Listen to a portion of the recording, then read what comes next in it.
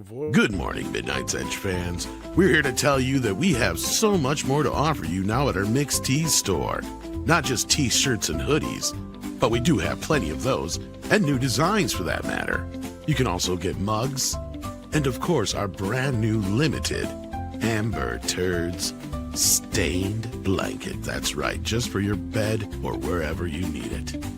So head on over to Mixed Tees now and get all your apparel and goodies from Midnight's Edge. Get up, wake up, this is your final warning.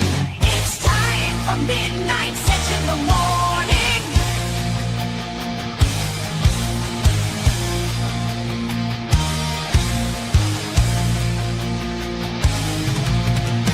The gang is ready to go and it's time for the show.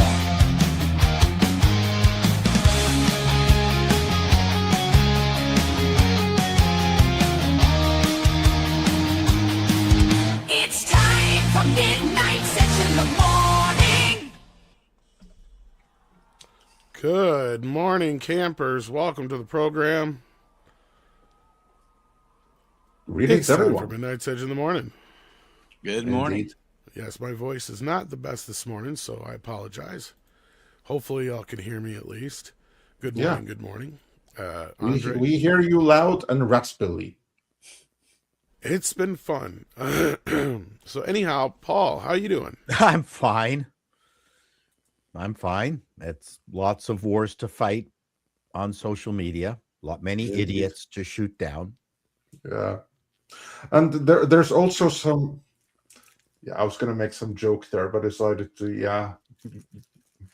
Yeah, but the people are also being shot down around various Christmas markets and stuff. that. Oh, Yeah, let's yeah. Yeah, Yeah. some crazy stuff and crazy people apologizing for crazy stuff that they shouldn't be apologizing for. And so, Well, those people, they were the ones who imported that crazy stuff. but that's why they have to apologize for it.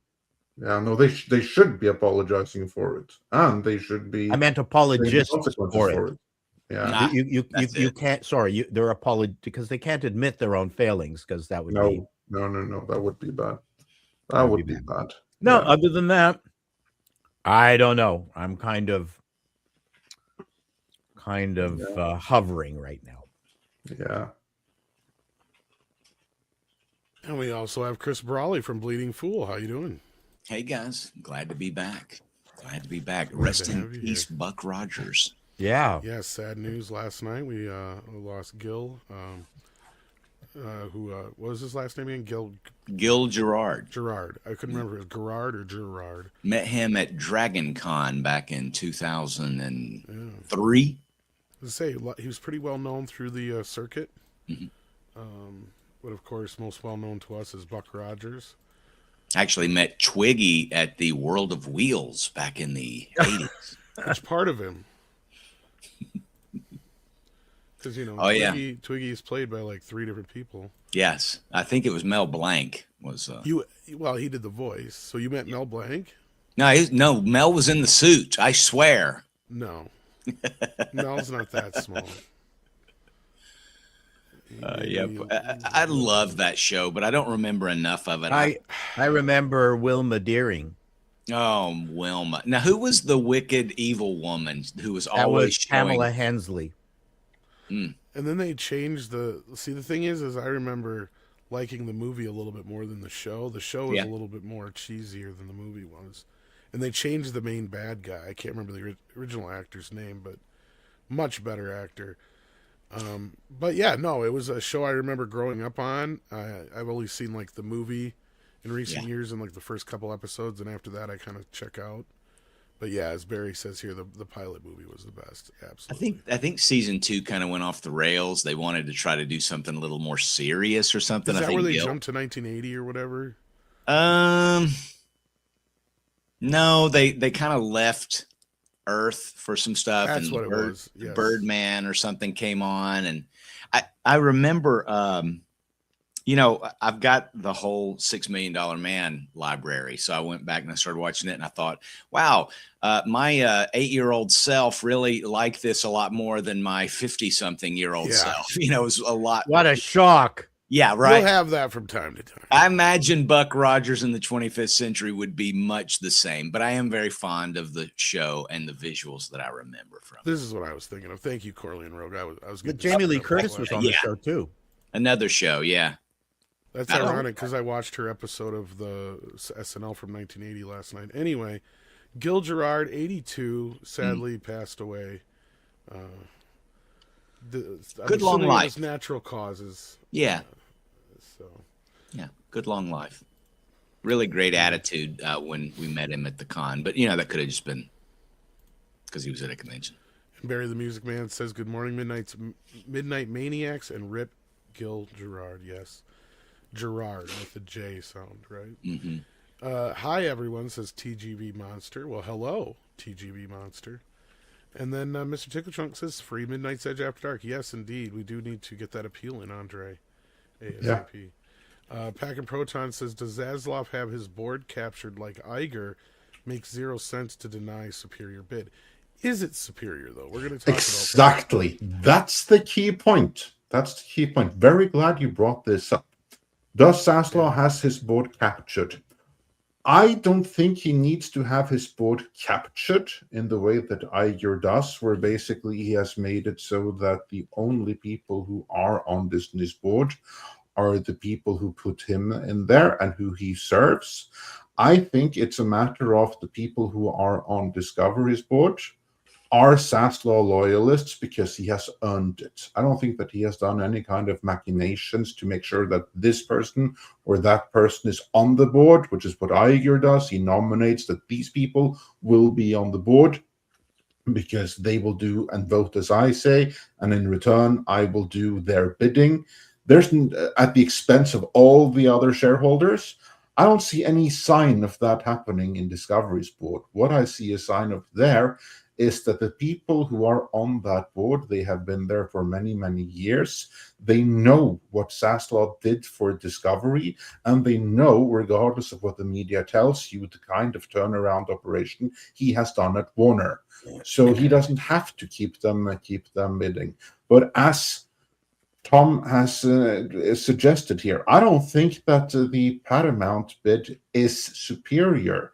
It seems superior because their bid is for 108 billion, whereas the Netflix bid is for what, 82 billion or something. Yeah. But here's the key difference.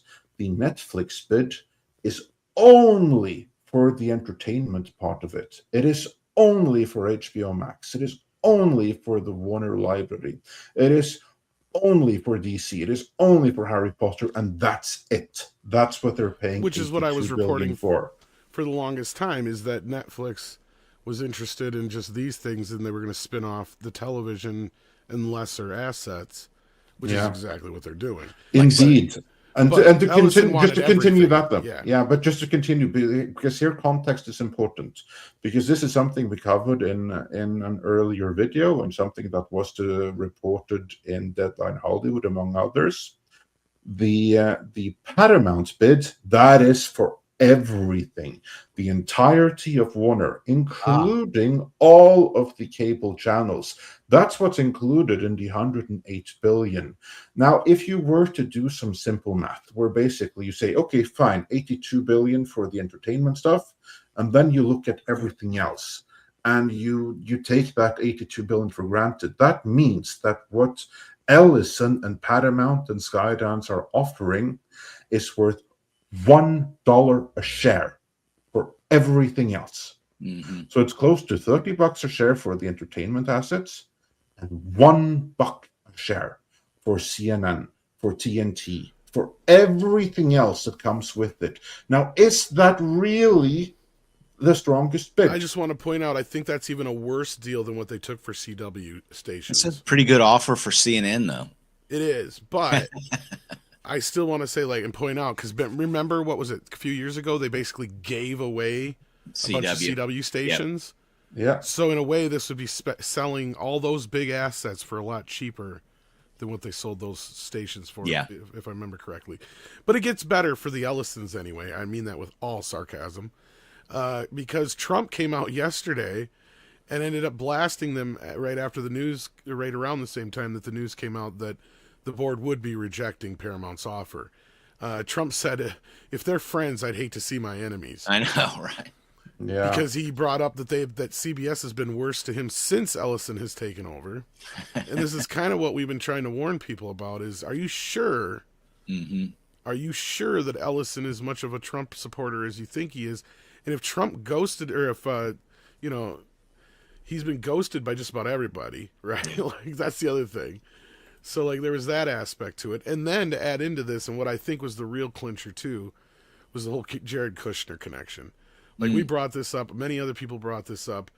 It was brought up, I believe, on this panel a couple times of how this would be a major conflict of interest if Trump were to get involved in any way on this, and this I think was one of the main reasons why.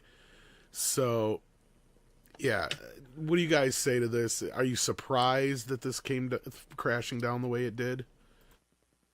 I think it's a paradigm shift, though, as far as the Trump connection. You know, I think a lot of people were just thinking that Trump was totally on board with this takeover and how he was going to. Snyderverse back, you knew it. Yeah, that's right. And I think a lot of stuff is coming out publicly just to sort of keep,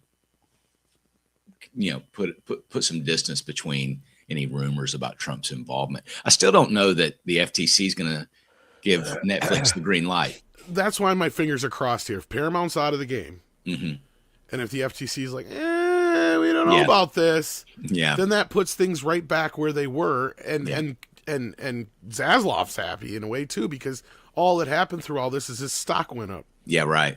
Tremendously so. It's a nice exercise for everybody involved except Netflix and Paramount. That's and honestly, happens, Paramount just needs to square up what they've just bought, right? Skydance just needs to get their house in order over at Paramount, because has anybody watched any of Landman, the latest series where they just basically trashed The View? I thought it was great. Yeah. That was just one little section, actually, like one little bit. Well, but that's all. That's a little red meat for the right wingers, right? It could have been cut out of the show, and you never would have known. No, right. That's my point. So why include it? Why include it at all? Exactly why, because they got headlines for it. That's why. Right. But I think that Paramount still has so much potential. But they really got to get their house in order. And I think that rushing to try to snag Warner Brothers right after this big acquisition between Skydance and Paramount was just born to lose. Just stay put, get things squared away, and see how this thing shakes out with Netflix. Yeah. That's pretty much what I think is going to happen here. And even if the FTC says no, I believe there's the whole $5 billion breakup deal too. So that's right. Zaslav's going to win no matter what coming out of this. He's going to come out looking pretty. Yeah. So, Andre, basically now that the Kushner's out of the way and Paramount's out of the play, that's what I'm hoping too, is that the FTC says, nah, this is a little too big with Warner Brothers involved. Is that what you think might happen, or do you think that they still have a good chance that this goes through? That's what I hope will happen. I hope that will happen. But this is just some conspiracy theory thoughts that I'm going to say right now. I'd love to hear what Mr. Chato has to say about my thoughts, but bear with me for a second. Because Kushner being involved, that's a major, major conflict of interest right there. I think that Kushner exiting is because Donald told him off the record, dude, the hell are you doing? This now looks really, really bad for me. It looks really, really bad for Ellison, my dear friend who's been backing me. You need to get the hell off of this, or it's going to be really awkward during the next family dinner here.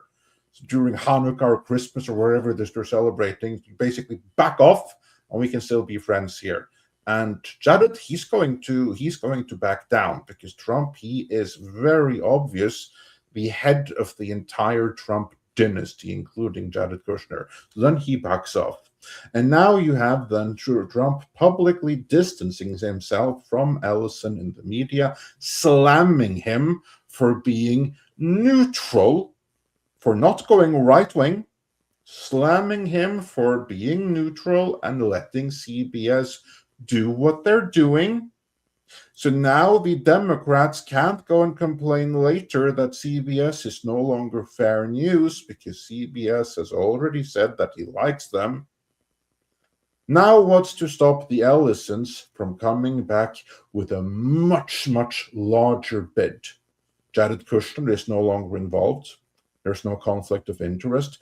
And the Democrats can't even interject that that this will impede the fairness of news because the Ellisons are right wingers. How can that be? Trump has already distanced himself from them. He's already distanced himself from CBS, said he doesn't like them because they're too critical of them. If we were to think in the 4D chess ways, this clears the path for a higher Ellison bid for Paramount, and Skydance still takes over Warner. That's a 4D chess thinking conspiracy theory. In reality, probably this means Netflix is going to take it, and if anyone objects, Warner is going to stay right where they are. But Chato, what do you think of my conspiracy theory right there? That's a lot of money. The one question I have before I respond is Netflix is not buying everything. What is it that they're not buying? All the news, all the cable channels, everything to do with TV. Discovery, CNN. Yeah. Which, if I can interject real quick, I think part of your theory is correct, Andre. I'm just not so sure that Trump was as buddy-buddy with these guys. And here's the reason why I think he's kind of leaning more into Netflix again now is because they're getting rid of CNN. If HBO or Warner Brothers will get rid of CNN if this deal goes through, right? That's part of what he wants. He wants to see CNN fall off a cliff, right? He's being very personal about this shit, which is also where I think somebody pulled him aside and said, hey, by the way, your son-in-law is part of this deal. You cannot publicly going out there and saying, I'm going to be a major part of this deal. Because guess what? They're going to throw in your face that that's a major conflict of interest. Oh, seriously. Yeah. And so he's probably like, oh shit, I better turn face a little bit. Fuck the Ellisons. Fuck them up their stupid ass. And that's probably why he's doing it. That's just my little side theory. I think your side theory is perfectly consistent with mine. That's what I'm saying. It fits, Yeah. but it's a little different. That's all.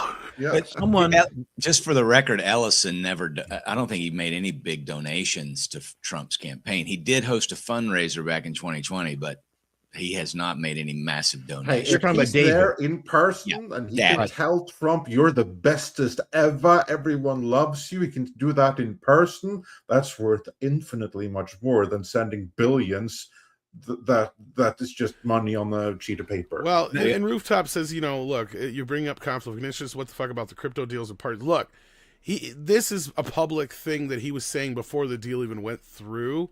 And that's why I think somebody pulled him aside and said, you can't be doing this. Like some of those other things, there were already things that he already got away with or had done or was going to do, whether somebody told him to or not, or he had executive power to. I think somebody keyed him in that you can't get involved in this because of Jared Kushner, which is why I think Kushner's I think Andre's on the right path. Otherwise, I agree with him. Oh, Like you yeah. said, Yeah.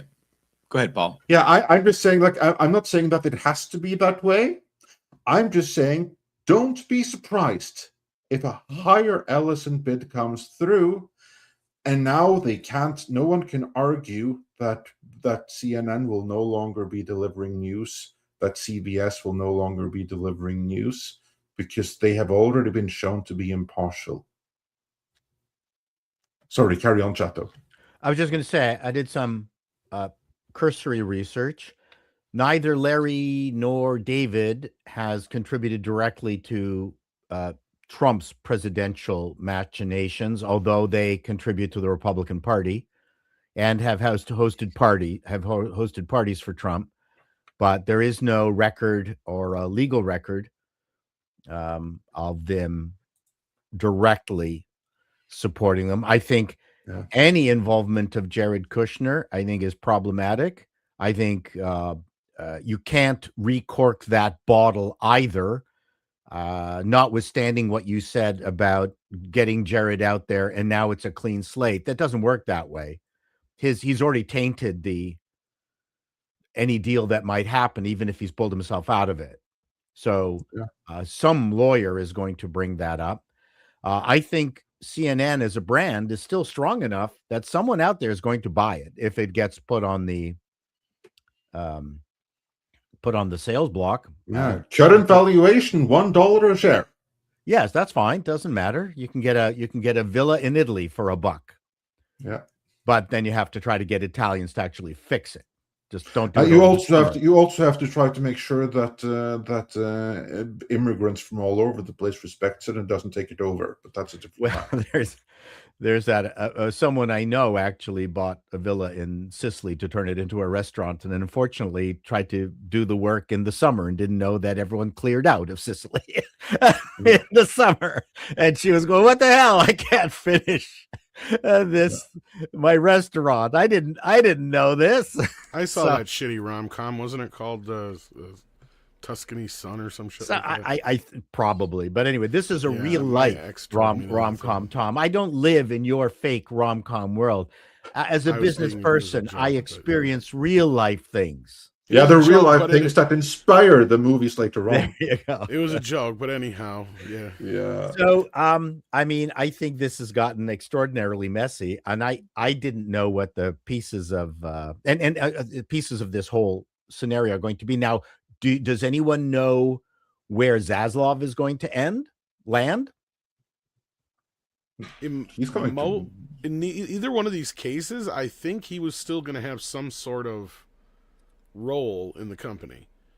Does he go back to Discovery and just managing his Yeah. his, that- otherwise- the presumably, properties that he yes. helped build in Discovery and get out of the complete? Yeah, Warner- because this is the thing. The bid isn't for Discovery, I think. It's for Warner. So he presumably would just return to Discovery like before. He just will take a bunch of bigger toys with him home. That's what it sounds Yeah, like. indeed. Yeah, Or he's he'll be gonna come bought out of it out with okay. a crap ton of cash and start something else. I mean, this is an in-demand guy. I mean, high-profile Hollywood executives are few and far between. This guy will be wading in job offers. And- I have to run here. I just wanted to bring up this super chat before I do. It's a good Dark conspiracy that you've got there, has it Andre. figured out. Ellison was going to reinstate Snyder, and Trump hates the Snyderverse, hence the sudden opposition from the White House. There you go. Yeah, narrative's falling apart by the day here. That's my recreational belief going forward, sir. Thank you for that. Snyderverse wasn't based enough for me. I'm sorry. This wasn't based enough. Only Wonder Woman was any good. Although Yes. the extended porn version that I kind of enjoyed. Yes. So, You yeah, should need have to used include that wicked actress for the pictures of deal. Flash. That would have been a much better movie. Anyway, thanks for being here, Andre, and I'll try to take it from here. Good luck, Yeah, Andre. all right, take care. Cheers. Bye. So this sounds like the case. I was looking for actually a breakdown I had here on for Paul that actually showed the networks basically, and that's really all it is. All the television networks that Warner Brothers still runs, everything from I believe HBO down to or no, HBO would be the only thing that would stay with Netflix unless the FTC makes them get rid of that too. But other than that, every other network from TBS down would go to Discovery. So basically, that's kind of what would happen is Discovery came in, took all those cable channels with them when they leave, is what it sounds like it's going to happen. Yep. Packing Proton's makes sense. got his $5 worth. He did indeed. Well, this was the top story of the day, so he just kind of led us into it. Thank you, But sir. yeah, was there anything more to say about this deal? Because until it's said and done, this is kind of where we're at right now. And we kind of figured this was going to be a little bit of a roller coaster ride. So yeah. Anything else to say on it? No. Well, there was Campia announced that Netflix said that all the Warner's stuff is going to stay in theaters. Well, I think they have to. See, that's part of the deal that we learned early on is that they said they would honor all their deals through 2029, and somebody had pointed out that they have to because those are deals. This is what Script Doctor and I talk about sometimes when these movies are kind of pre-sold to theaters in a way, like all throughout, like they book them, right? Like they schedule these out and they have contracts in place, and those contracts are in place for the theaters. They're in place for any of the toy and McDonald's / whatever fast food tie-ins they have. Like, these are a big deal. This is why it was such a big deal when Disney kept moving Captain America. Yeah. And I'm almost positive that McDonald's told them to go fuck themselves, because McDonald's dropped the toys a year before the movie came out, because these things are contractually scheduled in a way. You also remember, like, the whole thing, this was partially because of COVID, but you all remember the whole thing with Wonder Woman when that got delayed. And Doritos is like, fuck you guys, we're putting the chips out now. Right? Like, because they're not going to sit that long. We've only got an X amount of a shelf life on these chips, and if they don't go out the door, they're not going to get sold. So, you know, that's the kind of thing that I think Warner Brothers is kind of, it's baked into the deal, that they have to. And that's why I think James Gunn is confident that his at least initial plan is going to play out one way or another. Speaking of Captain America, did you happen to catch the leaked teaser? Did I bring up Captain America somehow? Yeah, you did. I think you said it. Did I really? Paul, back me up. You did. Thank you. When did I say anything about Captain America? Just in the last 60-second diatribe.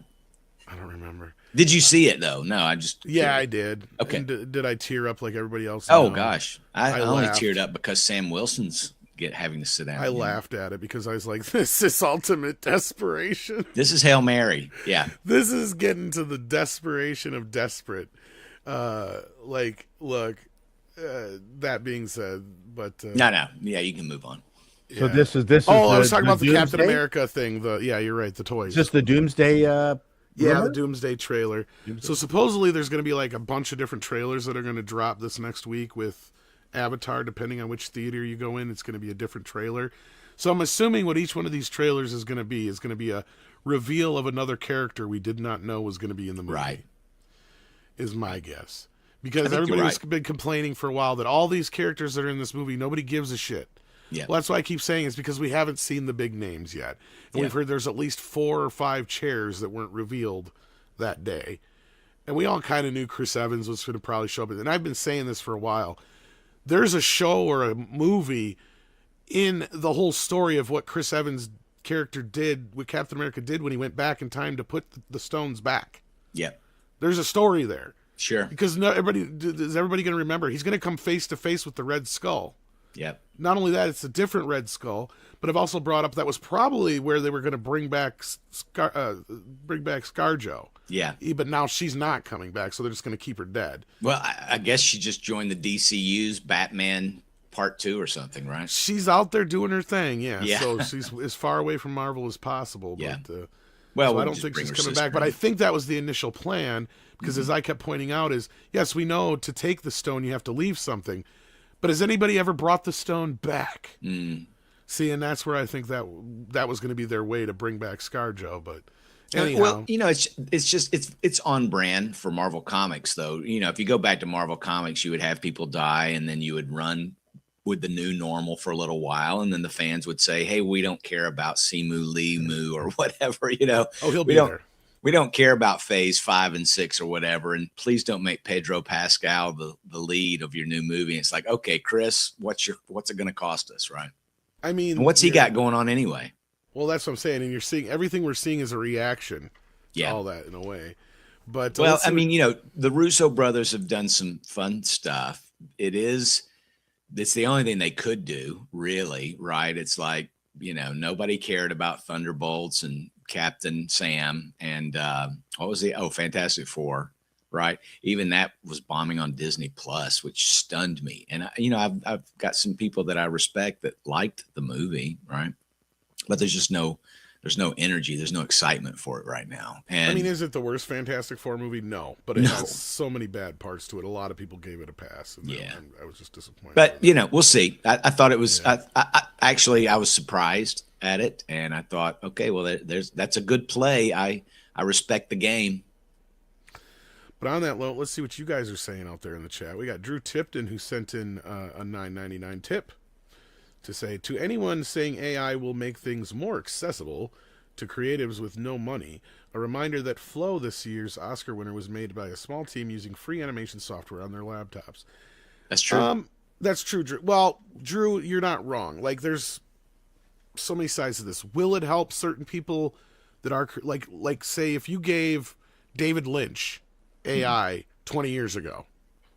The shit he could have come up with would have been insane, right? But that's David Lynch. Yeah. Not everybody's David Lynch, right? Most people are just some Joe Schmo nobody in their fucking, house trying to make Bluey fuck Mickey Mouse, right? Like that's what they're trying to do with Or this AI stab shit. Mickey Mouse, right? Or stab Mickey Mouse or Winnie the whatever. Pooh murder mysteries. Well, yeah. I was just joking about I don't know if you probably didn't see the South Park episode because everybody tuned out because of the Trump shit, but they actually had like 2 actual decent episodes that were buried in this shit this year. This last season, and that was one of them, was the AI episode, and that was kind of what it was about. Is like, as soon as AI is out there, all everybody wants to do is make Disney characters fuck each other. Yep. So like, And you saw where Disney just invested $1 billion. that's what I'm with saying. They're ChatGPT. ahead of the game on that, but they've been just Yeah. buried in this Trump crap. But Drew's right though. If you haven't seen that Yeah. flow, it's actually a really sweet, poignant animation. There's no dialogue in it at all. It's really beautifully done. They did it on Blender, I think, Yep. which is open source software. But come on, AI at least can make Ariel taking a dump on Mickey's face. But you raised such a good point though, Tom, because storytelling is a gift, an art. It can be a skill, right?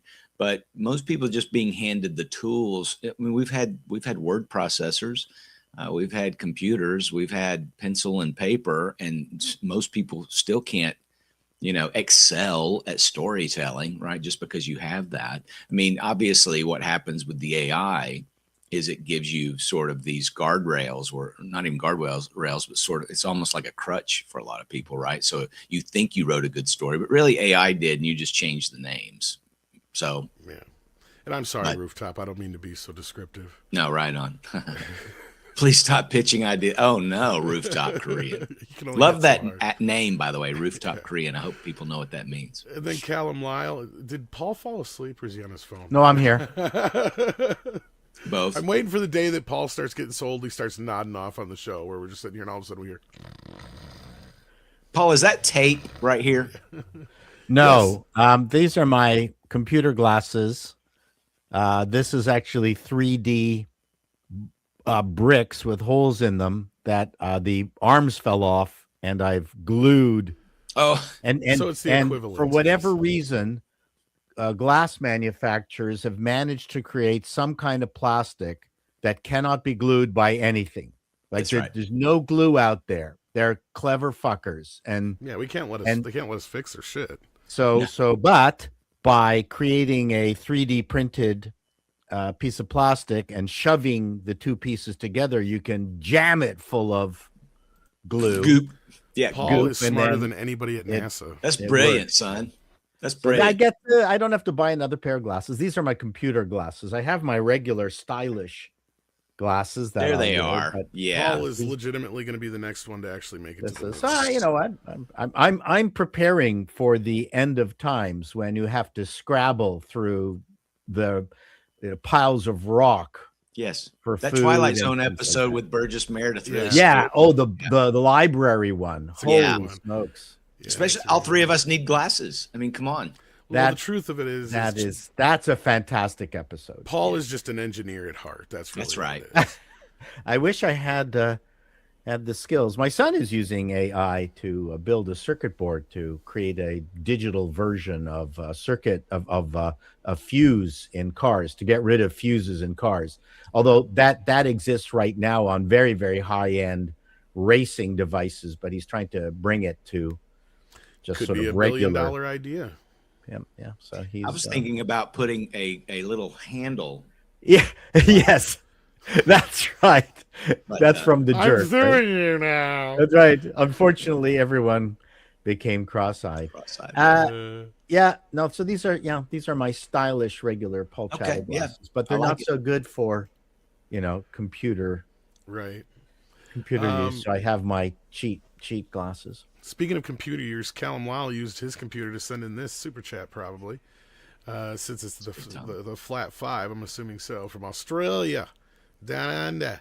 Says the Rainbow Freaks are crying over the worthless She-Ra 2018 being removed from Netflix. Boo-hoo.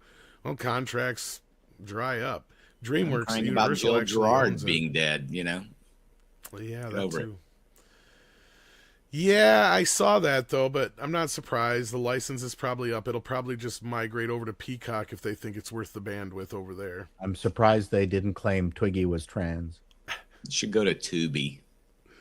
Well, I just say that because DreamWorks Universal owns it. That's who. Oh, that's right. Yeah, sure. So, Peacock. Yeah, that was awful. Yeah, AI is a funny thing. It's far from being there, and I think Chris makes a good point that just because you got a word processor doesn't mean you're now Isaac Asimov, right? That's it can democratize when we were a sketch comedy group because we all typed at different speed, and when we were rewriting each other's sketches, it was really labor intensive to start from scratch every single time you stuck a piece of paper in just to rewrite what someone else had written, and then add your meager contribution to the sketch because we rewrote each other's sketches. Yeah. It's one of the reasons why I went out there and got a networked Macintosh, so all of us could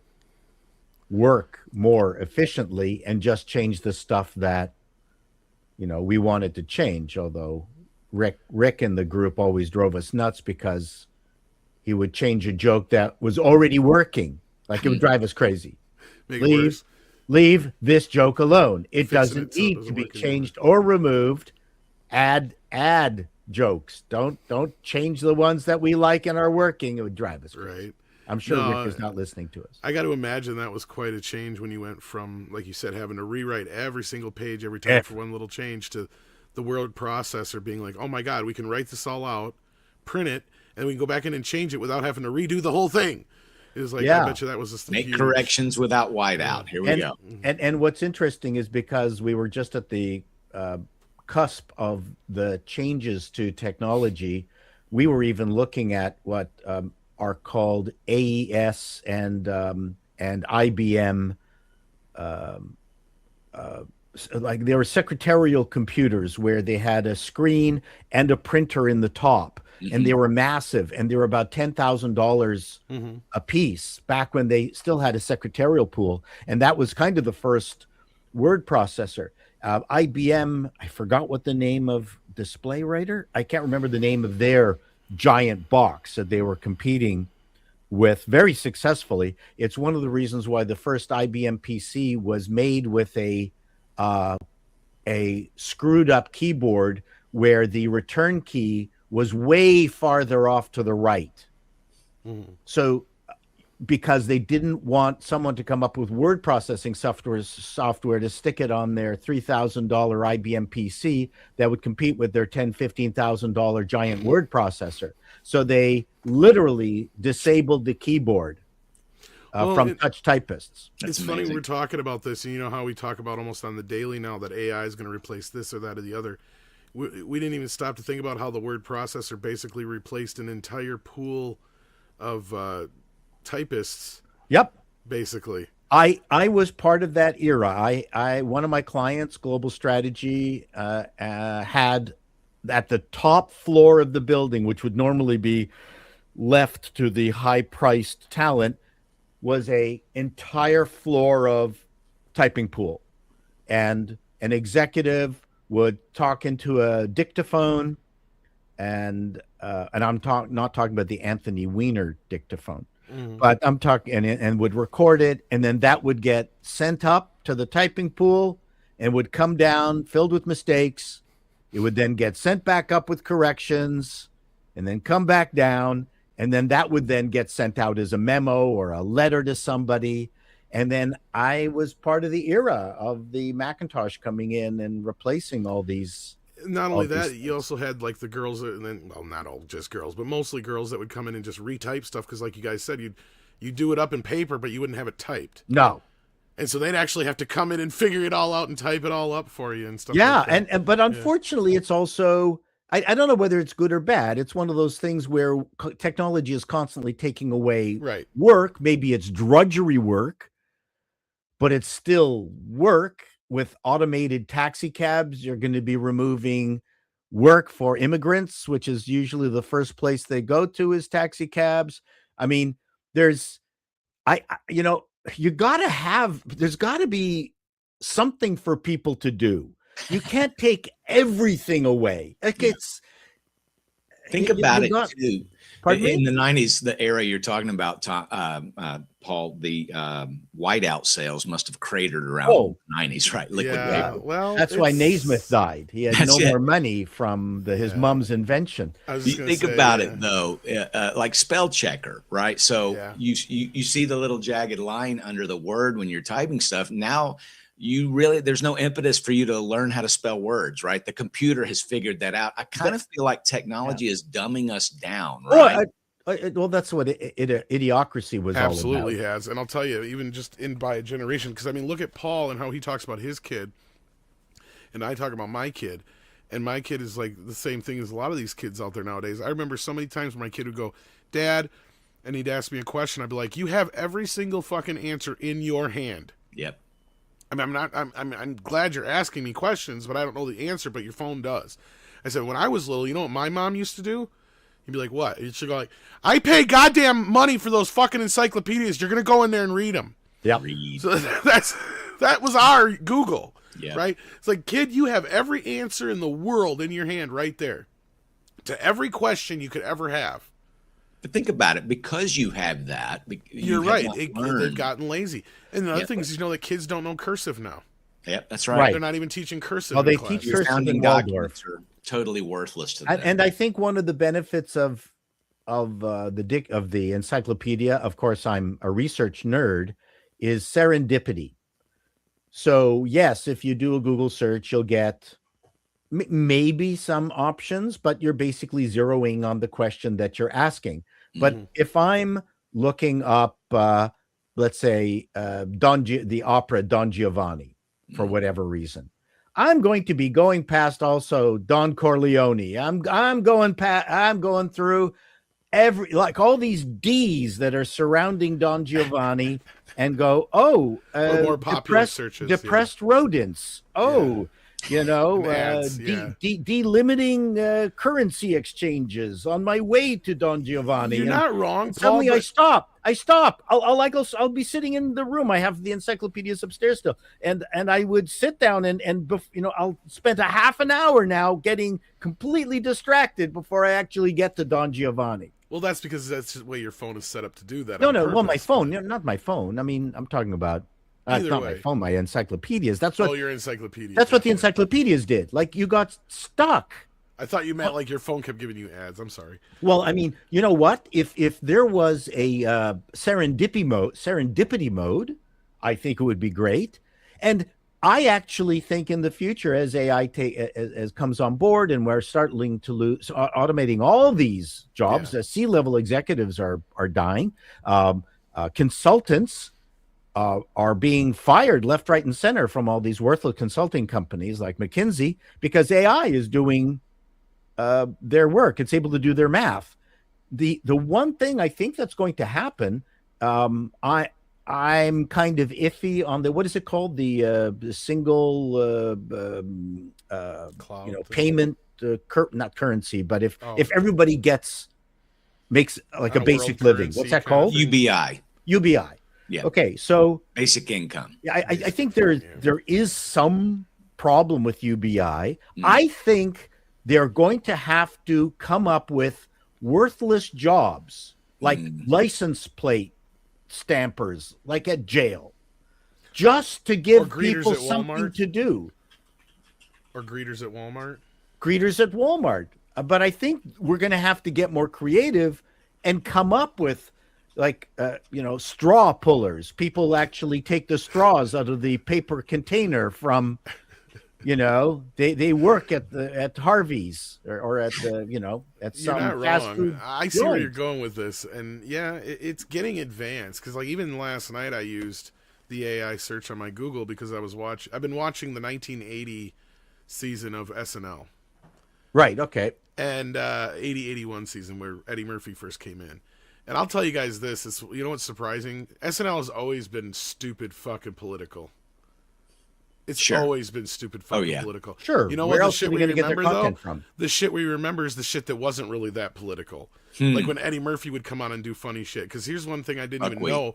last night because I'm like watching this episode, and it's one of the first times Eddie's on, and he comes on and he's talking about how there's all these stores that sell dog food near public housing, but public housing won't allow dogs. So clearly that food is there so that people have something to eat. So he's sitting there eating dog food on live TV. Oh my gosh. And he takes this big, huge bite of food. I'm like, I know Eddie Murphy.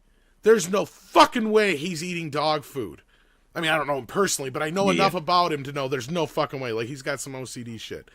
And so I actually pulled up my Google, and sure as shit, AI pulled it up for me. I'm like, did Eddie Murphy eat dog food live on Saturday Night Live?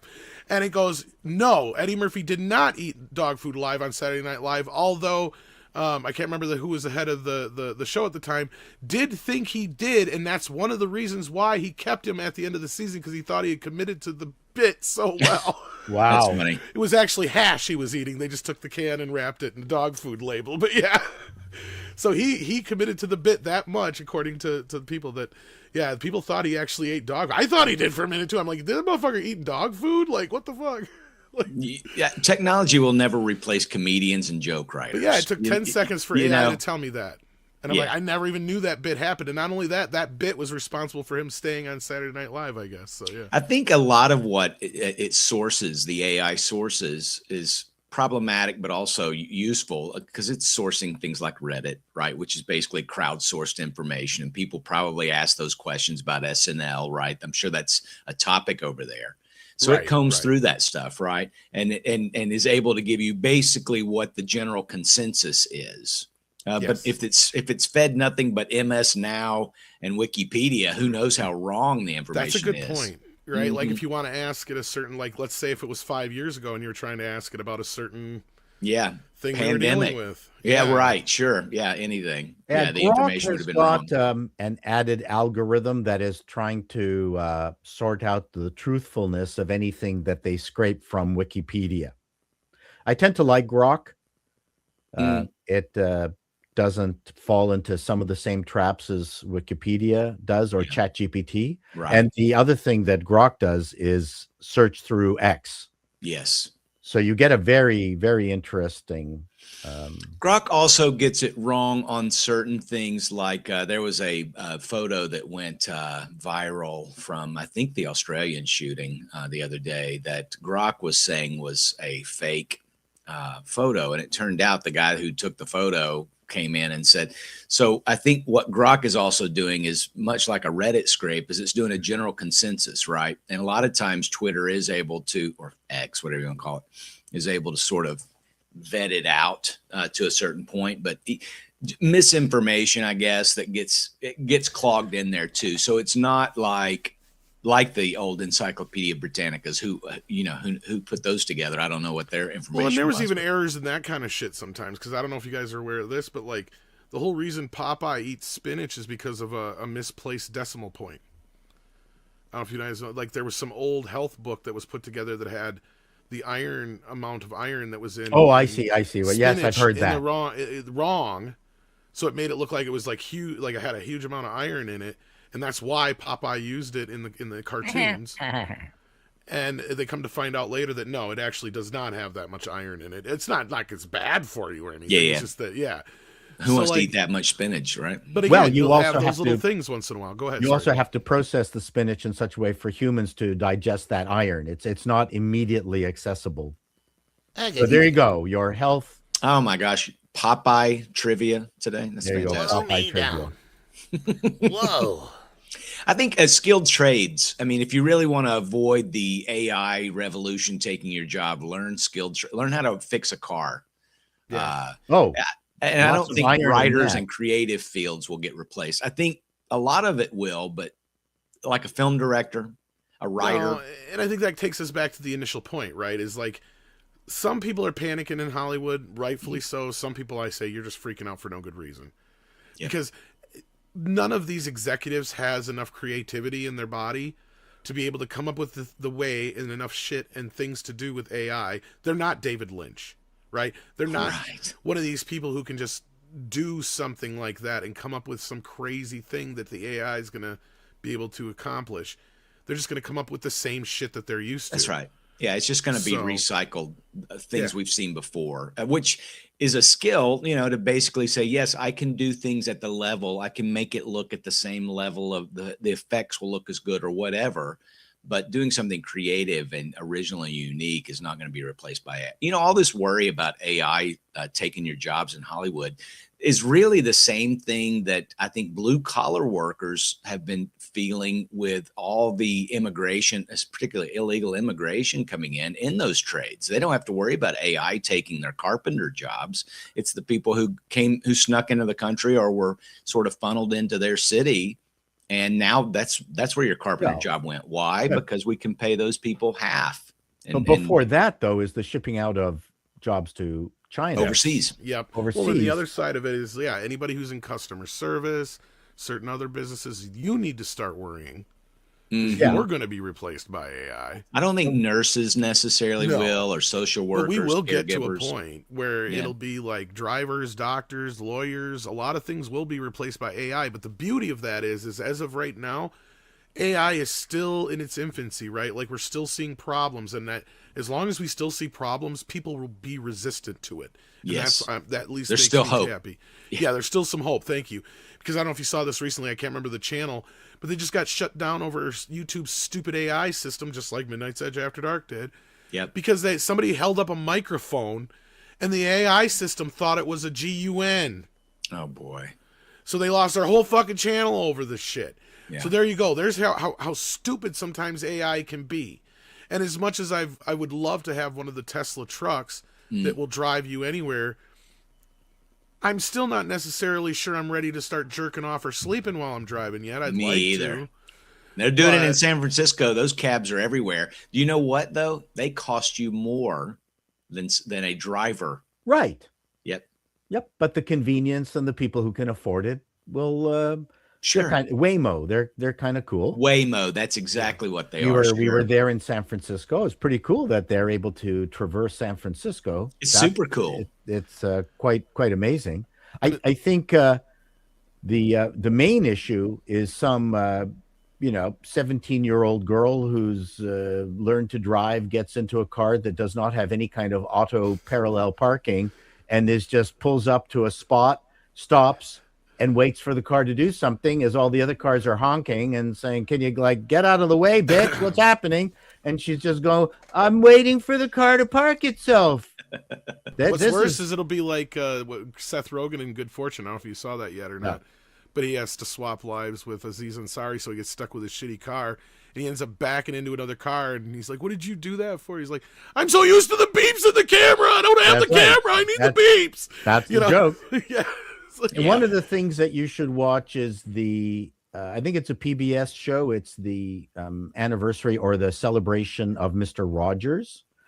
And one of the parts of it is how he went out and filmed how stuff was made. So they went to different factories in the United Those are always States some of my favorite and very episodes, prosaic products. Is prosaic the right word? Boots, nails, daily items, tires, however you just use it. stuff. And we're looking at it going, wow, all of that has been shipped out to China. All of it. Is that all these ma and pa and small companies doing things for local Americans, popsicle sticks, or I don't know. I mean, like, it was just such wonderful, nostalgic. Oh, like the red flyer pull thingy, Wagon. Wagon. Mhm. Just so many things that I don't know. Like I said, at some point they're going to have to make up worthless jobs that don't really result in any kind of final useful product just to keep people I hope not. Boy, I hope we're occupied. wrong. It's going to happen. Even our local cobbler, right? So like now Yeah. I think everybody just throws things away. So, oh, these shoes blew out. I guess I'll throw them away. Our local cobbler is so backed up. If you take them a pair of boots, I need a new sole or new heel Right. or stitch this one. It's months before you're going to get those shoes back. There used to be those little places at the Yes. mall, Yep. and they're gone. So there Pennywise, wasn't good money in Pennyworth. it. What was that? Pennyworth. We had them up here in Canada where every major subway stop had a cobbler in it. Yeah, that's not true anymore, is it? Nope. Yep. And I wonder why. And that's not technology. I think that's just people disposing of stuff, right? It's like, oh well. Yeah, I think it's both the problem of manufacturers making disposable product, Sure. but I think it's also the attitude of people. They're not even cooking at home. Well, I mean, we can only bitch so much about certain things when we want to have the cheap thing at Walmart, right? That's right. You're right. Like, you can only bitch so much about this, that, and the other when, we'd gripe the other way when you if it was- support it. Yeah. when we support it, right? Like, so you can only, you got to have that balance there, right? Like, I like bitch. I love it. I'm always In gonna the do it. 60s, global commerce was driven by making big things. Huge ocean liners, oil tankers, pipelines, electrical grids. And then in the 60s, it flipped over to consumer products. So Yep. suddenly consumer products made more money for corporations than all these big ticket items like nuclear reactors and power generating stations. And that was really the beginning of the end. But yeah, you're not wrong. Like, all these things, it went in a cycle, and a lot of people warned everybody, like, you keep outsourcing these things, this is what's going to happen. And now we're getting to the point where we're literally outsourcing humanity. Like, that's going to be the Yes. next step here. So I don't want to get too deep in the weeds on this. Let's see what you guys are talking about. This is usually a Friday conversation. How do we is do usually this a on Friday, Wednesday? because Andre's not here. Oh, yeah. Hypergiver 2 says it's hilarious that LG HD TV people are trying to claim that Lara Croft as an icon when she has clearly been made for teen boys and men. # pay Tom. Yeah, I what's this new deal with the Lara Croft thing? They don't like the new one because she's hot again Oh, and normal. even though They're pissed off. in the video game side of things. In I'm the video assuming. game side of it, Okay, that they've makes now sense. returned to the normal Lara Yeah. Croft. They're like, we need to bring the boobs back. Because Yeah, I was going to say, they're now going she's forward with that Phoebe Waller-Bridge show, and there's no way that's going to be anything but a lesbian fest. We all know that. Oh, for sure. Yeah. I didn't like Fleabag. I found it a distastefully unfunny show, but I can see why people in Hollywood would love it. It's very dystopian. Yep. Everyone with a lousy personal relationship is going to like Fleabag. And then we got TGV Monster, sorry about that, who sends in 20 smackaroos. Wow, Holy thank crap, you. holy. He says, the 10th issue of my comic book series, Living Dead Hunters, is out now on Webtoons. Oh, check that out, Wow. kids. It's about 5 people fighting the living dead and a monster in an abandoned town run by a cult. So not only do they have to dealing with the living dead, they got to deal with a monster and a cult. Jesus, sounds like Washington. Keep it going. yeah. Yeah. Washington, D.C. Yeah. Yeah, thank you, TGV Monster, for that. And check that out, kids. Flying Blind on a Rocket Cycle says, good morning, all. I favor whoever brings back the Mad Wizard, the Bed Pooper, and Morbius as the Joker. Oh, yeah, that would be an interesting twist. Okay, I know the Bed Pooper and Morbius. Who's the Mad Wizard? That would probably be Mr. Flash, I'm assuming. What's his face? Ezra Miller. Okay. Yeah, maybe. He's just a mad Oh, wizard, wait, yeah. Yeah, he did Wasn't have a few of those videos where he was clearly stoned out of his mind. Something like that, yeah. And yeah, I would love to see that. Like, that's like the ultimate. Like, yeah, let's see that. Kalekioki says, is there a slim chance that Warner Brothers doesn't get sold at all? Yes. I'm starting to see one major fault of capitalism. It eventually leads to monopolies. Well, that is a plausibility. That's And why we that's- have to have regulation. Exactly. And that's the hope. Like, we can knock on wood and hope right now that the FTC comes up with a good reason why Netflix should not be allowed to acquire Warner Brothers. And that's all we can really kind of hope for. So at this you're point. saying there's a chance. Yes! Okay.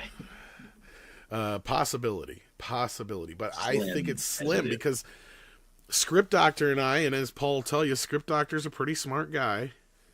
We sat down and we went through this, and we could not really see a good reason that they would have to stand in the way of Netflix. The only thing we could come up with is that they might have to shed HBO because they could not have HBO Max and Netflix. Yeah. See, I think that's one thing that the FTC would stand in, and for them that would just be like whatever. So they just spin it off with Discovery. Yeah, Big but fucking deal. wouldn't Netflix want the HBO library? They want the library, but they won't care about the channel itself. So Discovery can take the Oh, I channel see. and HBO Max, which would just be like Discovery HBO Max, and HBO would no longer technically be part of Warner Brothers. It would just be a spun off into Discovery, is my assumption here. And that's the only thing we could come up with, right? Like, that's the only thing we could see. But at the same time, I mean, there's an argument that can be made. Are any of these streamers really big enough that if you did conglomerate another one with another one, is it really going to make that much of a fucking difference? Because HBO Max only looks bigger when you take out things like YouTube and you forget about Amazon Prime and things like that. Yeah. Because once you add those to the mix, HBO Max is like 4th or 5th on the list of streamers compared to Netflix, which is right below YouTube. Because YouTube is number 1. But then if you take that kind of a thing out of the equation, then it goes like Netflix, Disney Plus, HBO Max kind of thing, yeah. But that's if you're taking Amazon out of the equation and YouTube, which for some reason a lot of people do. I don't know why. I think, what's helping Netflix is just about every media outlet is saying Netflix buys Warner Brothers. Netflix has bought Warner Brothers. Netflix to acquire Warner Brothers. It's like it's a done deal, right? It doesn't help. And that's kind of Hollywood's way of running That's things right. too, right? And Paul knows what I'm talking about, because a lot of times the way a lot of deals are made is you literally just run to the press with a rumor and the shit gets out there so much that now they have to face it, right? Or it puts pressure on the studio to like, oh, well, clearly people are talking about this. Maybe we should do this. There's that kind of a thing. That's why we constantly hear leaks of Star Wars movies that never happen. And then we come to find out that they were actual true leaks. Like they were going to. Oh, they try it all the time. Who was Yeah. the transgender kid that wanted to play in Linked? Oh, Prince? right. Yeah. Yeah, So obviously the agent put that out there. I think so. I think Yeah. you're right. I know who you're talking about too, and I can't remember the name. I would like to find some way to make it easier for people with ideas and scripts and things to pitch this smaller, shrinking group of enterprises, whether it's even AI related, where you have just one giant bank of, you submit stuff and then it gets graded and then gets handed or shoved off to an appropriate producer or studio, because right now, trying to create connections, it's all over the place and much more difficult than it was in the past. Right. /11111 says just got out of Avatar farts and asses. Oh, it's already open where you're at? There you go. And I would love to hear your take on the HFR trend.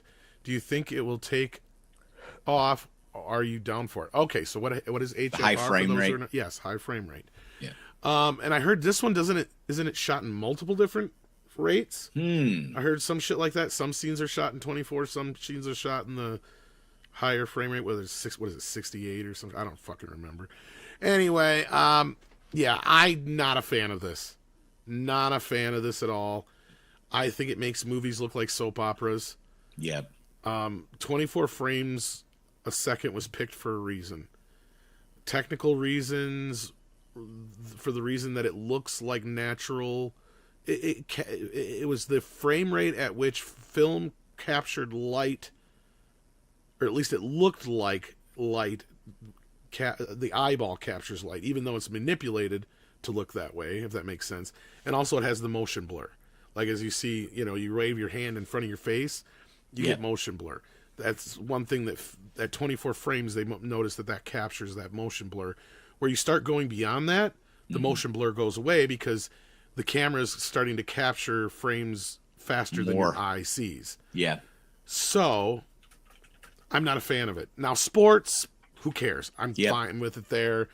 Soap operas, news, certain things on television. Weather. Where Yeah. most things are shot at video at 60 frames a second. Who cares a shit? Or 30. I mean, 30 is fine for most television, but 30 is close enough to 24 that you don't really notice. But the 24, I think, obviously Cameron's trying to get rid of the motion blur. That's what he's trying to do. He's trying to make that immersive. But I agree with you. It almost looks, it's too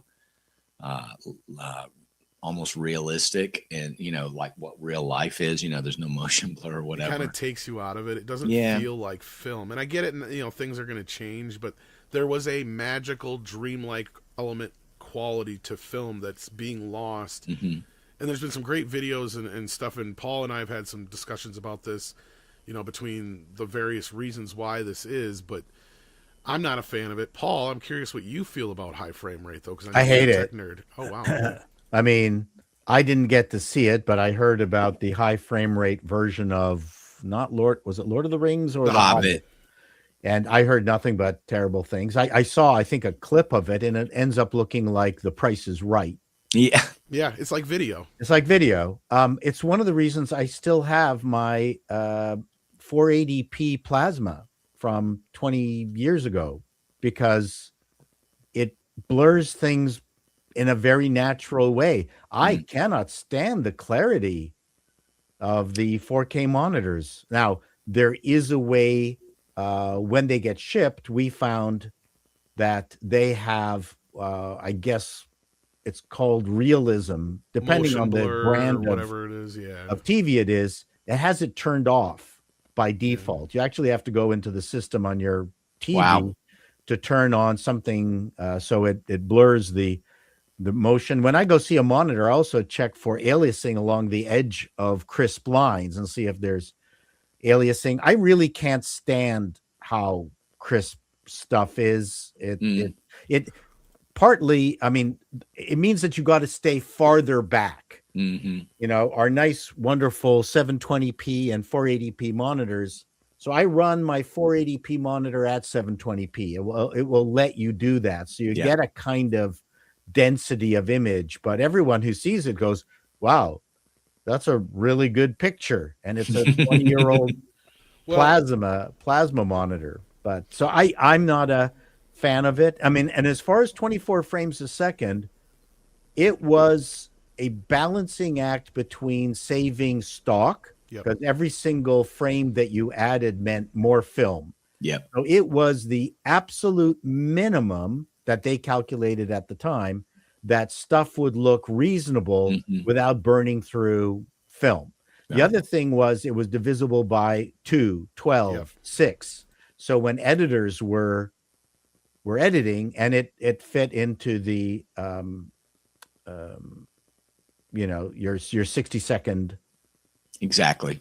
So that's it has many benefits. I think it's pretty cool. TV was 30 frames a second. Well, 15 actually, and then it was doubled. Yeah. And then you got Europe, all those Europeans who had to have it. Euro trash. Yeah. Euro trash. But I will say this, because what you're talking about, Paul, is okay. So monitors or TVs were shipped with what was called this True Motion or whatever their branding was on the TV, and what it was basically the TV was artificially adding frames in between and smoothing it out for you. And 4K TVs look great if you have something that was mastered correctly from film, but you got to go in and turn that shit off, or what you're talking about is turn on, it's generally called filmmaker mode on most TVs. Something or like something that. similar to that. And what that is actually it's not turning on anything. If you turn that on, it turns all the other shit off. Right. So it actually looks like it's supposed to look. And if you watch a good 4K transfer with that, all that other crap turned off or the filmmaker mode turned on, you'll notice a hell of a difference because you don't get that video effect anymore. But when you it go actually into looks like film. When you go into Best Buy, the normies out there, those TVs are set to be as crisp as possible, so they look great to the regular cognoscenti out there because they don't know better. Trust me, I'm the guy that will used... change it when I'm at your house. If you have True Motion on, I'll go turn it off when you're not in the room. I have adjusted people's TVs when I've gone into their houses. Unless I know you well enough, I'm like, give me that fucking remote. I'm going to turn this shit off. I used to take my own NTSC color chart and drop it onto someone's TV, and then bring, and I knew it.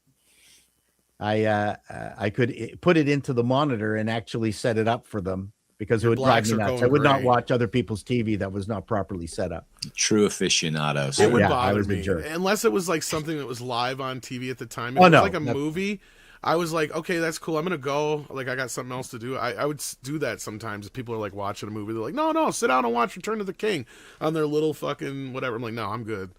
I'll go watch it somewhere else. Sorry. I just while we're talking about color, I just want to mention the latest Knives Out video, Yeah. number 3. Yeah. They crushed the blacks. Uh-oh. You're right now. Filmic cameras, the digital cameras, have such a wide dynamic range that one of the things that we've reacted to is how they've overdone the scale of the color acuity, and we're able to see all sorts of detail everywhere. Yes. Whereas if you go back to the old movies, they crushed the black. Yeah. And suddenly when something is dark, it's dark. And suddenly there's no detail in it at all.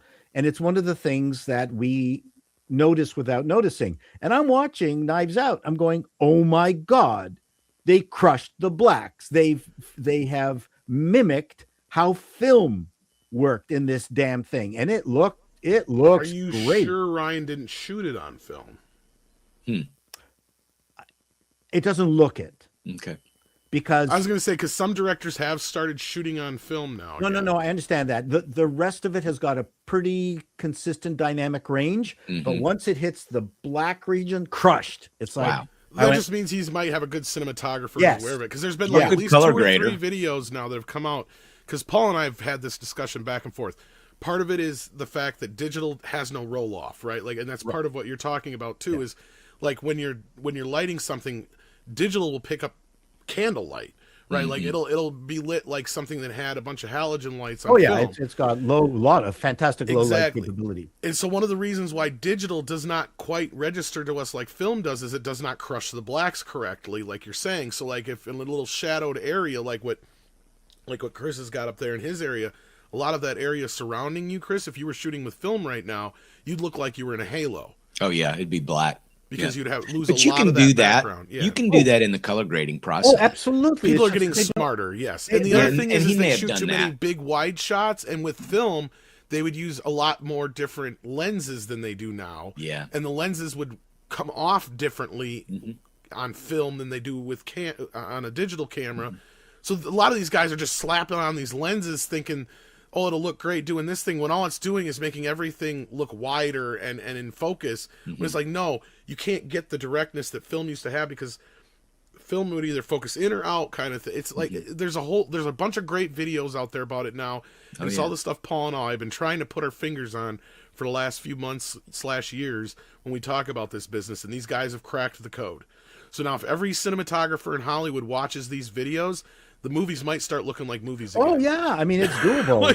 watch the latest Knives Out. Is that a recommend, Paul? Yes. Okay. High. Well, Ryan high got his recommend. trilogy at least. High, Yeah. I recommend.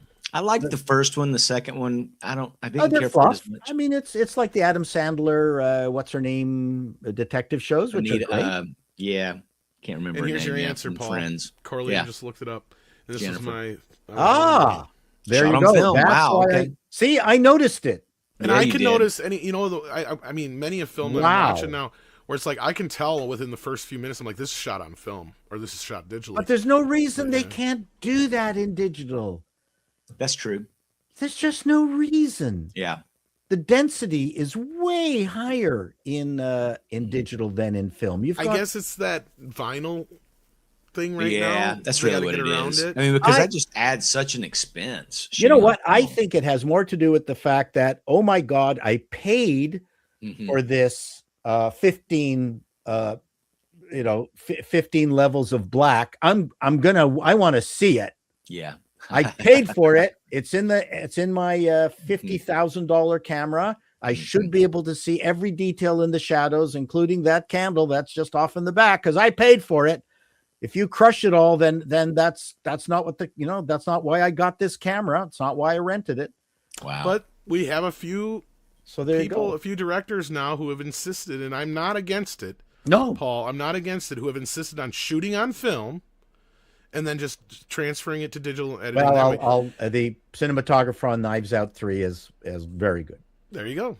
So I mean, and you'll have that from time to time, and like I said, I'm all for it. Even in films that I'm not a fan of, I've seen it and I'm like, good for them, But it and can be done on You digital. know, but there's another aspect to it, Paul, and here's why I like that is because, and there's been some directors who have been complaining, and I think there's also a reason why they do this, less to do with the aesthetic of it, which it is part of it. The other part of it, I think, is because actors act better on film. You want to know why? When they're in front of a digital Sure, I know camera, why. they just throw it out there. It's like, whatever, we can do 20 fucking Yes, takes. that's correct. When it's on film, you got 5 takes, you better get That's it right. now. That's That's right. it. That's it. Yep. Yep. That's it. That's all we can afford. Nail it. Do you have to take off on us, Chris, or? Oh, okay. No, that's a sign to my friend Oh, okay. Ben. Ben is watching the show. Cool. Okay, cool. Well, hello, Ben. Hello, and then Pack Ben. and Pro 10 says, Paul's Trump sounds like Harvey Firestein. They were separated at birth. Yeah. When did I do Trump? I don't think I've tried a Trump yet. No, no. I don't think you have. No, I have not. Not yet. I did it. That was mine. So I maybe think that was mine. Tom. Yeah, that was mine. It's probably because yeah, I don't do a Trump. my throat today is just all out of whack. Dark King says, Paul, we already have a government. We already have government subsidized worthless jobs already. It's called Hollywood. Also, make the modern education sector. Well, you're not wrong. You know, we do know that the government does absorb an awful lot of individuals just to keep people working. Yeah, a lot of overhead there.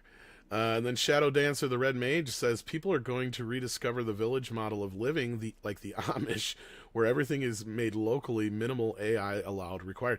Well, this is kind of what Paul was getting at. Is back in the day, you had regional factories making the kind of stuff now that's all shipped overseas or down to Mexico, and it's like that's where all the jobs are gone. Right? Like that's where, a guy could afford to raise a family and his wife stay at home and not have to have a job or just a part-time job. And, America had jobs. Now they don't. They shipped them all overseas. And the problem is too that jobs, I think, give you a sense of purpose. It's more than just something to do. And it's a bad thing. I mean, if the only job out there is going to be social media advisor, I don't think that gives someone a lot of purpose. No, and especially when every kid, their number one job in America now is to be a YouTuber or an influencer. Well, That's there you all. go. I mean, like I said in my video, it's the economy of nothing. I mean, even back when I was younger, you didn't have 90 kids in the class going, well, I'm going to be a movie star, because they were realistic about it, right? Like, there's too many. If that many Right. people think they're going to be a fucking YouTube star, that's a problem. That's a fucking Yep. problem. Yeah. It's Need to just go not out gonna and happen. paint the fence white. We need doctors. We need lawyers. We need all these other things. Well, we don't need lawyers, but you know what I mean. Like, That's right. we need people to not just want to be influencers, right? Anyhow, yeah. As far as the village model of living, that's a plausibility. At some point, it may happen again, because it's the only way we're going to get out of some of this stuff. Super Mastermind says DC Comics has been for sale for 5 years. Print rights only for $250 million. No takers, not a nibble. Wow. Is it worth anything at all? Has it really technically been for sale? No, I would quibble with that because there's nothing. I've never seen anything about it being for sale for $250 million, print rights only. Superman and Batman alone are juggernauts, right? They're not gonna, and it's I all get- owned by Warner Brothers Discovery right now. So I I don't mean- think they're gonna sell it as a separate entity.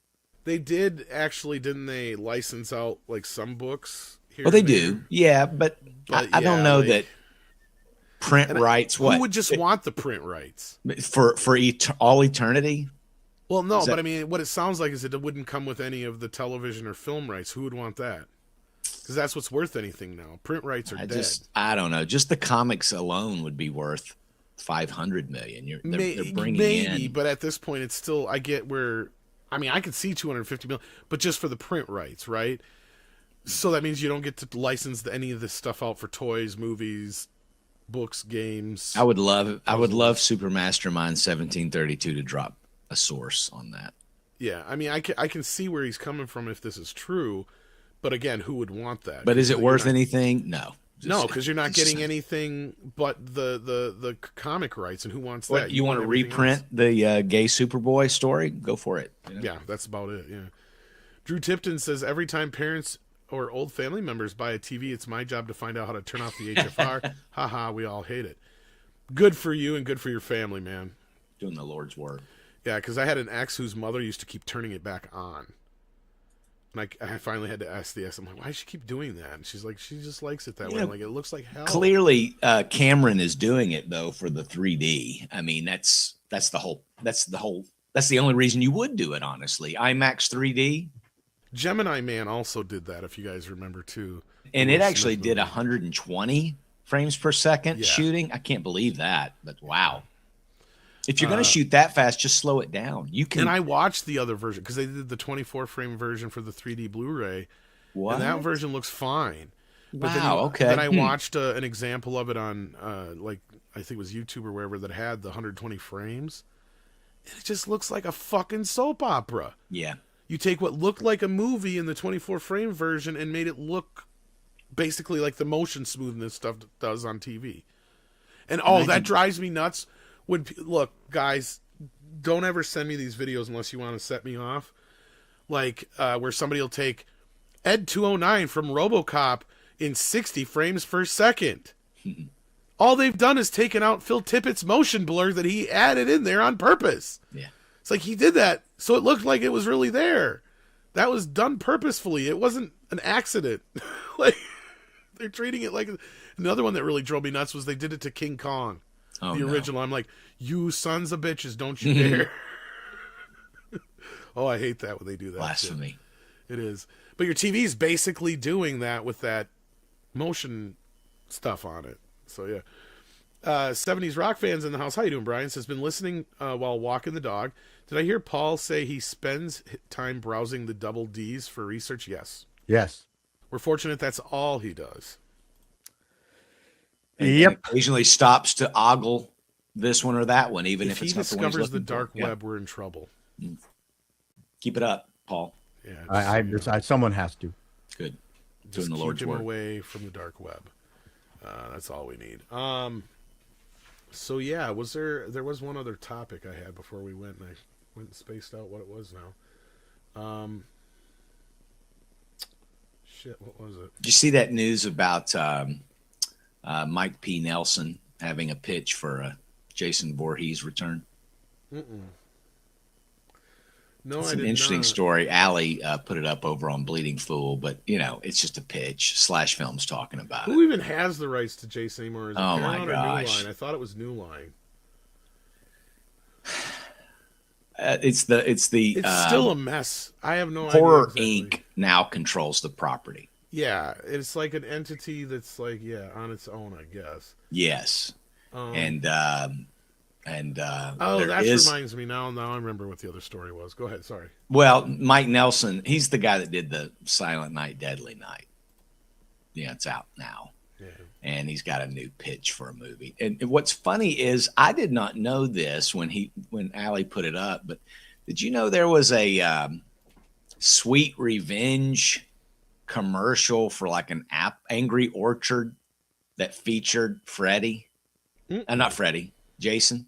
No. Did you hear about this? And then it's since been taken down, but you can find it on X, or at least the trailer for it. It was basically an Angry Orchard ad, for the alcoholic. I guess it's a malt liquor. I don't know what it is. I'll share it with you in the chat, Tom, because I know you like that stuff. But something might be happening. But it's just more. I mean, why are we going back to the same wells all the time? It's like, come on. Well, and considering my research when I was doing the Katzenberg memo, which actually I don't understand, that video just exploded. Yeah. A detailed dissertation on the Katzenberg memo was of interest to our audience. It was a strange occurrence, but I'll take it. But there are more movies being released now than back in the 1990s. I don't know where they're going. I don't know why I don't know about most of them. There are 600 at least of them are appearing in theaters. None of them I want to watch. So I don't know what's going on. Well, speaking of horror, and that's where you reminded me, the Megan spinoff Soulmate has been dropped from the release calendar over at Universal, and I also heard a rumor that Megan 3 is up in the air as well. Well, that So- Megan 2 apparently was terrible. Yeah, they did a horrible job on that. Like, how do you fuck that up? How do you fuck Was it the same people that involved? up? I think so, but they went down the route that you usually don't go until about the 4th or 5th movie, and they girl bossed it up. And Well, they thought they were the Terminator franchise. something like that, yeah, because it's like, no.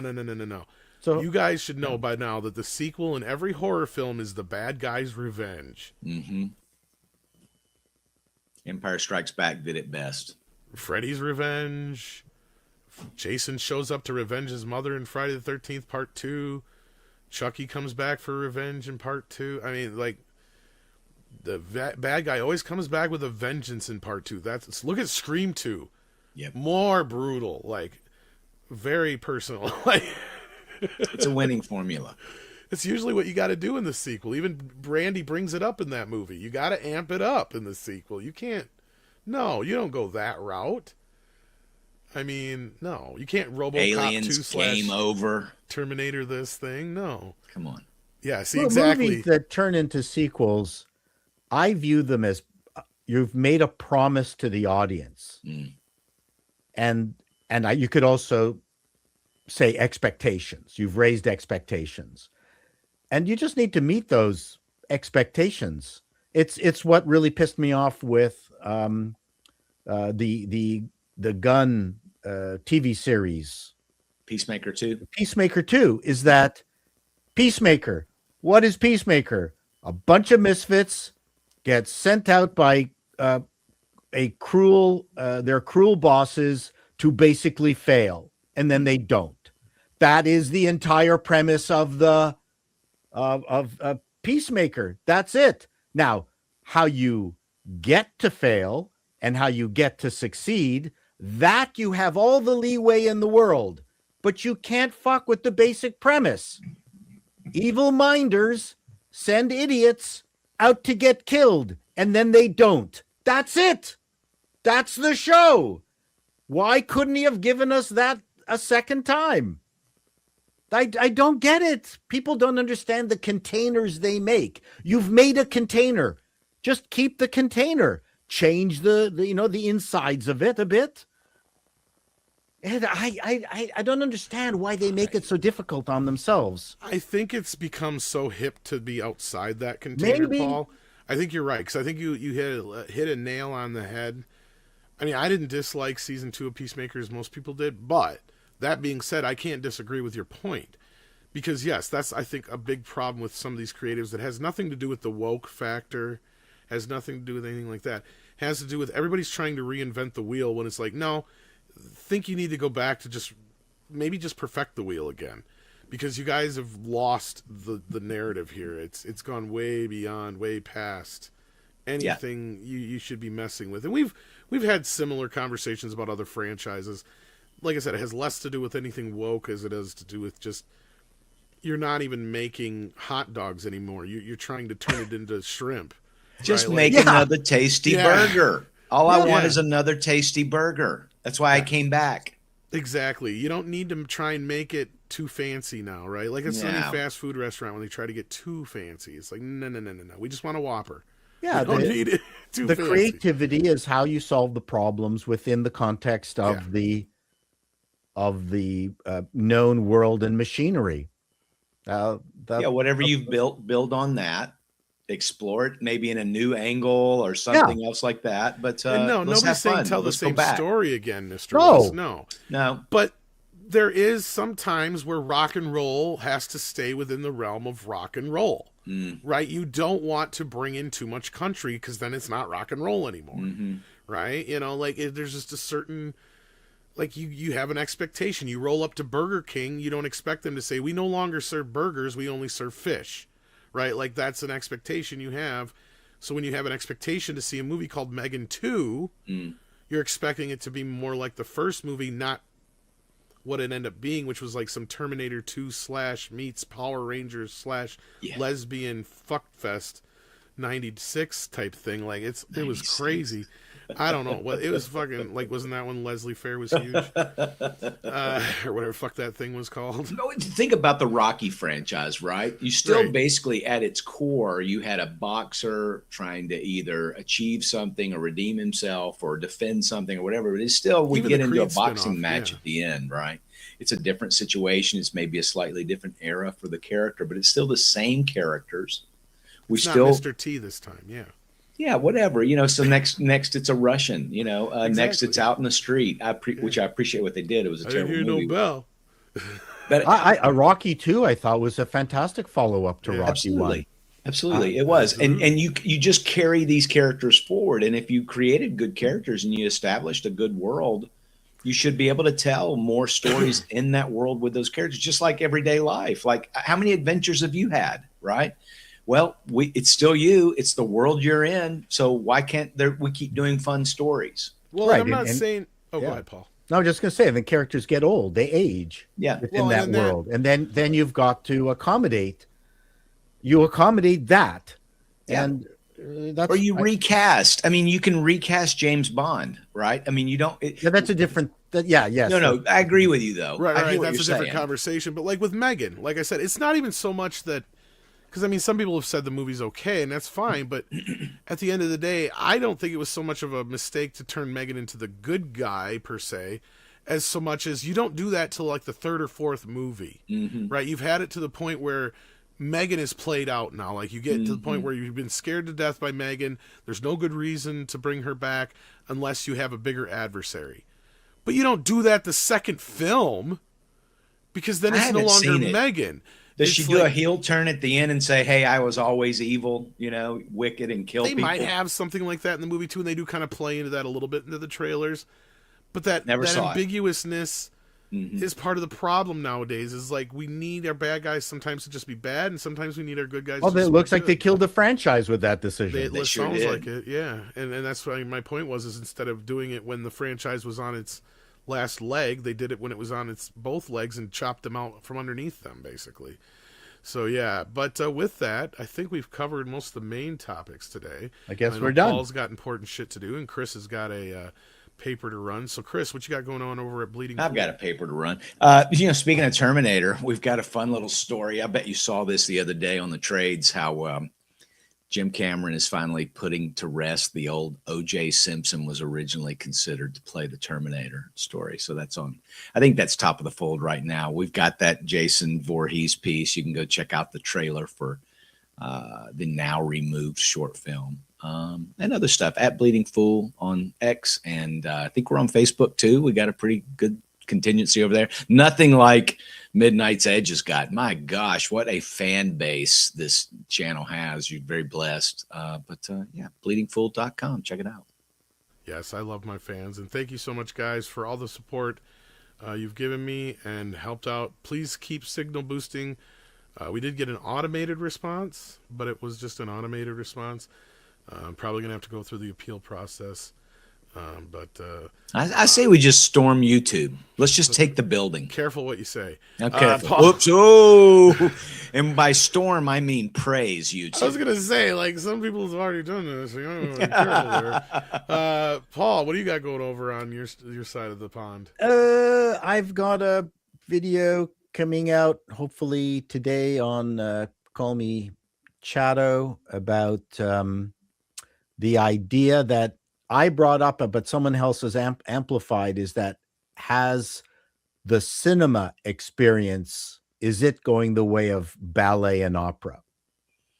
Script doctors brought things like that up. So I mentioned it during my Katzenberg thing, something along those lines, and then another fellow said that specifically. So I went, okay, I'm going to riff on that. I think that's a fair comment. That I don't know if people these days get a tingle when the lights go down in the theater anymore. It does for me. but is it just another That's screen just now? because you got to pee after 30 minutes of commercials, Paul.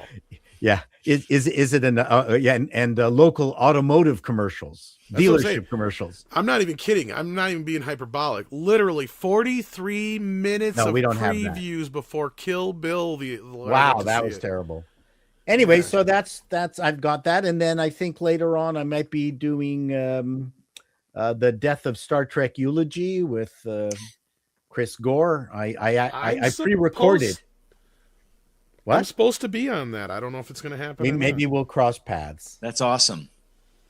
We'll see. Don't cross the yellow stream. I don't know if I was supposed to say that or not. So that's it for me. If you're, and please, get on Appalling News, APAULING News. I'd like to grow that channel. So if you haven't heard of it or been there, you will be royally offended. You do your best. It's the only way to be offended. That is the only way to be offended. Let me double check on the Rumble side, although I think we're good over there. I did not see any Rumble rants today. If I missed any, please, mods, let me know. But with that, I want to thank Thanks for having everybody me. for being here. Yes, and we always love having you here. And you guys out there, we appreciate it as well. Hit that like button if you haven't done it already. And take care of yourselves and each other. See ya. It is Thanks, time guys. for Koalas in Koalas in the rain, koalas in the rain. No fucks given, koala